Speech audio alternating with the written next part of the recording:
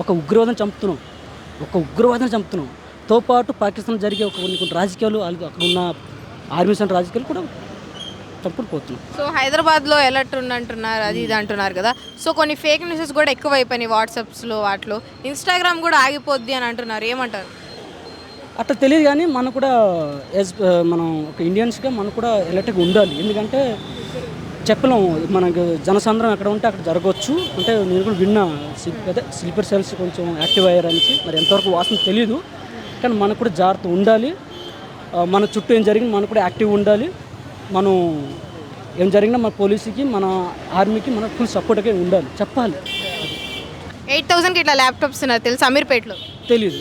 తెలీదా?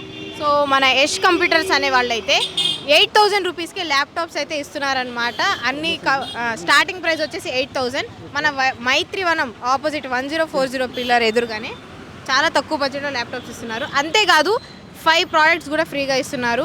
Wireless mouse, cleaning kit, laptop bag, ఇట్లా 5 products అయితే ఇస్తున్నారనమాట. సో పర్చేస్ చేస్తారా వెళ్ళి? నా దగ్గర ఆల్రెడీ ల్యాప్టాప్ ఉంది. మీరు ఎంత కొన్నారు ల్యాప్టాప్? ఆ రోజులో నేను కొన్నాను, ఒక 38,000 కొన్నాను. ఇప్పుడు 8,000, 15,000, 12,000కే వస్తుంది అదే laptop, second hand. Thank you so much. Okay, bye. Okay అండి. హాయ్ అండి.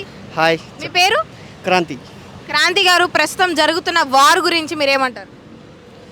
చాలా బాధాకరంగా ఉంది. చాలామంది సైనికులు వాళ్ళు చనిపోతున్నారు. కానీ దీనికి